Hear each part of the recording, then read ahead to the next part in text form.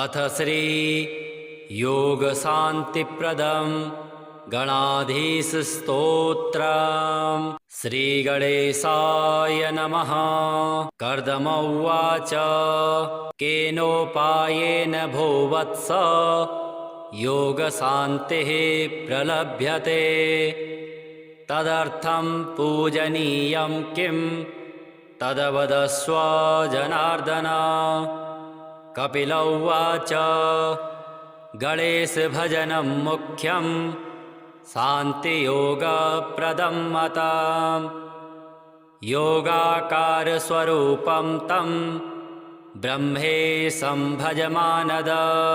सर्वादिः सर्वपूज्योऽयं सर्वाधारो महामुने य आदिः प्रलयान्ते स तिष्ठति शास्त्रसम्मतम्। ज्येष्ठराजं गणेशानं वेदेषु प्रवदन्ति तं गणाः समूहरूपाश्च तेषां स्वामी प्रकथ्यते।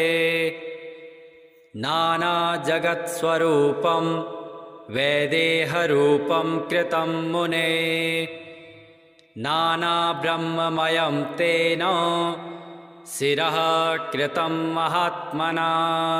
यस्माज्जातमिदं यत्र यन्ते गच्छति महामते तद्वेदे गजशब्दाख्यं शिरस्तेन गजाननः।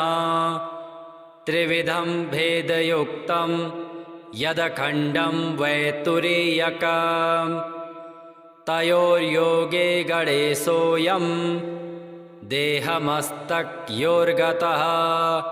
चित्तं पञ्चविधं प्रोक्तं तत्र मोहश्च पञ्चधा। मोहरूपा महासिद्धिर्बुद्धिश्च मोहधारका तयोः स्वामी गणाधि सचित्ते नित्यं प्रतिष्ठितः। चिन्तामणिर्महाभागो लभ्यते योगसेवया पञ्चधा चित्तमुत्सृज्य तदैश्वर्यं तथैव च। योगः शान्तिमयः सद्यः प्राप्यते ब्राह्मणस्पतिः तस्मात् तं भज मन्त्रेण काक्षरेण महामुने। तेन तुष्टो गणेशानो योगं दास्यति शान्तिदा। केनोपायेन भो वत्स योग शान्तिः प्रलभ्यते तदर्थं पूजनीयं किं तद्वदस्व जनार्दन। कपिल उवाच गणेश भजनं मुख्यं शान्तियोगप्रदं मतं योगाकारस्वरूपं तं ब्रह्मेशं भजमानद। सर्वादिः सर्वपूज्योऽयं सर्वाधारो महामुने य आदिः प्रलयान्ते स तिष्ठति शास्त्रसम्मतम्।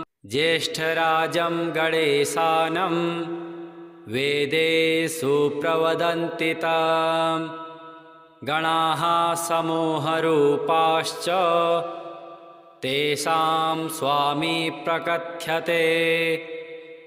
नानाजगत्स्वरूपं वैदेहरूपं कृतं मुने नानाब्रह्ममयं तेन शिरः कृतं महात्मना। यस्माज्जातमिदं यत्र यन्ते गच्छति महामते तद्वेदे गजशब्दाख्यं शिरस्तेन गजाननः। त्रिविधं भेदयुक्तं यदखण्डं वैतुरीयकम् तयोर्योगे गणेशोऽयं देहमस्तकयोर्गतः। चित्तं पञ्चविधं प्रोक्तं तत्र मोहश्च पञ्चधा।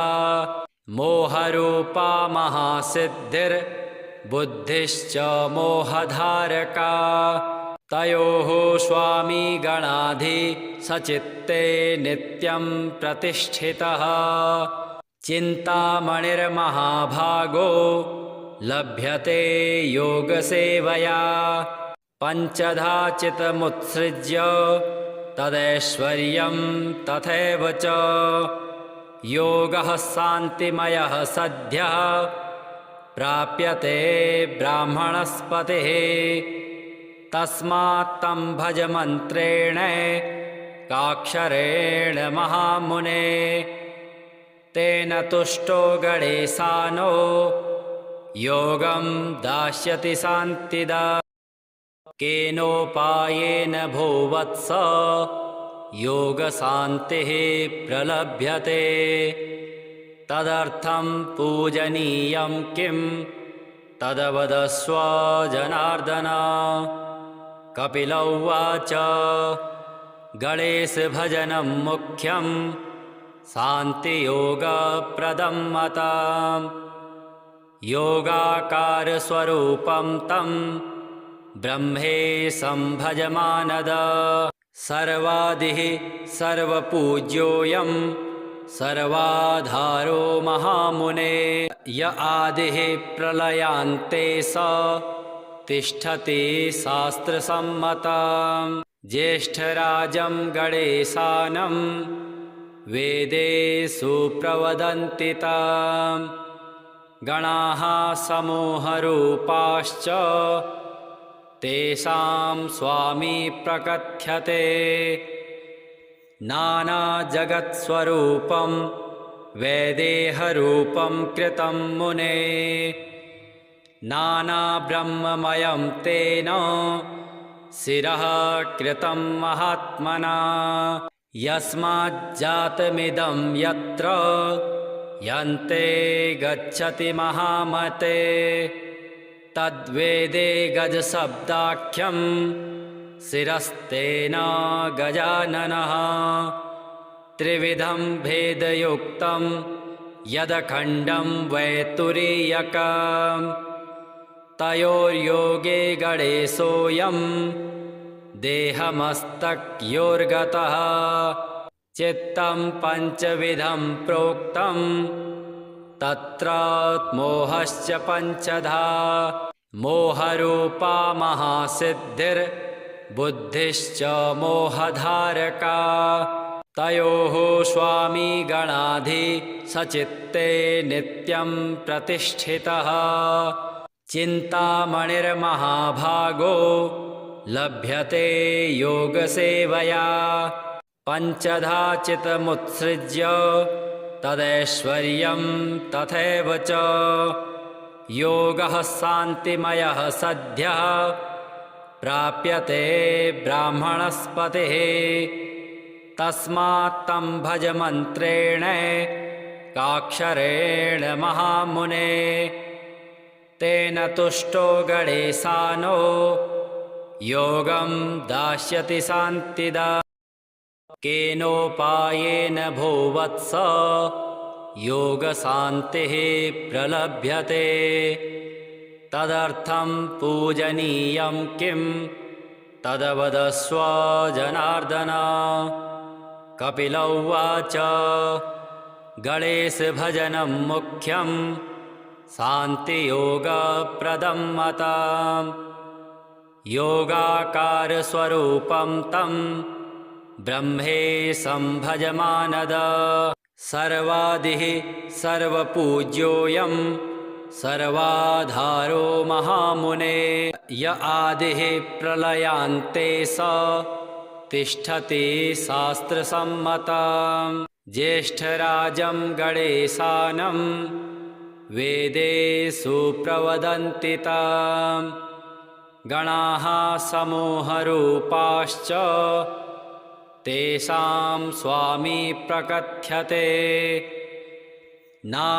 नानाजगत्स्वरूपं वैदेहरूपं कृतं मुने नानाब्रह्ममयं तेन शिरः कृतं महात्मना यस्माज्जातमिदं यत्र यन्ते गच्छति महामते तद्वेदे गजशब्दाख्यं शिरस्तेन गजाननः त्रिविधं भेदयुक्तं यदखण्डं वैतुरीयकं तयोर्योगे गणेशोऽयं देहमस्तकयोर्गतः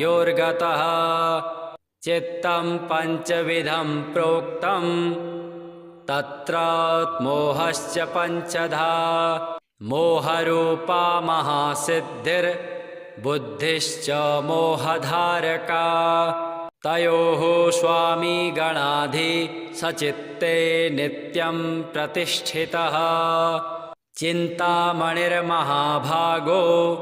लभ्यते योगसेवया पञ्चधा चित्तमुत्सृज्य तदैश्वर्यं तथैव च योगः शान्तिमयः सद्यः प्राप्यते ब्राह्मणस्पतिः तस्मात् तं भज मन्त्रेण काक्षरेण महामुने तेन तुष्टो गणेशानो योगं दास्यति शान्तिदा केनोपायेन भो वत्स योगशान्तिः प्रलभ्यते तदर्थं पूजनीयं किं तद्वदस्व जनार्दन कपिल उवाच गणेशभजनं मुख्यं शान्तियोगप्रदं मताम् योगाकारस्वरूपं तं ब्रह्मेशं भजमानद सर्वादिः सर्वपूज्योऽयं सर्वाधारो महामुने य आदिः प्रलयान्ते स तिष्ठति शास्त्रसम्मतं ज्येष्ठराजं गणेशानं वेदेषु प्रवदन्ति तं गणाः समूहरूपाश्च तेषां स्वामी प्रकथ्यते नानाजगत्स्वरूपं वैदेहरूपं कृतं मुने नानाब्रह्ममयं तेन शिरः कृतं महात्मना यस्माज्जातमिदं यत्र यन्ते गच्छति महामते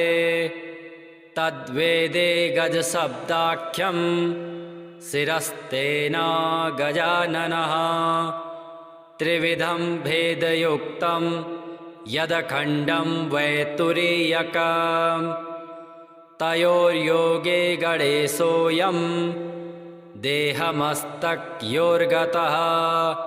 चित्तं पञ्चविधं प्रोक्तं तत्र मोहश्च पञ्चधा मोहरूपा महासिद्धिर्बुद्धिश्च मोहधारका तयोः स्वामी गणाधि सचित्ते नित्यं प्रतिष्ठितः चिन्तामणिर्महाभागो